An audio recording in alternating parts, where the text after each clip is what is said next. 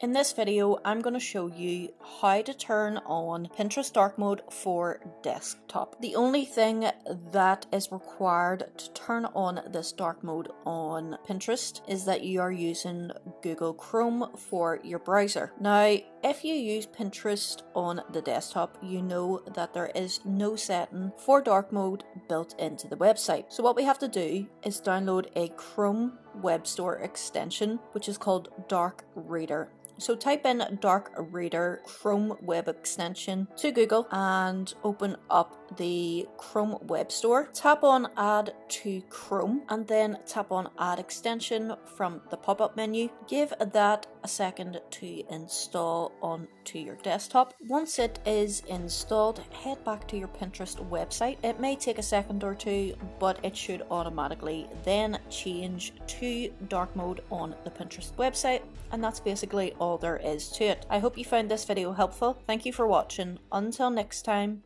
peace.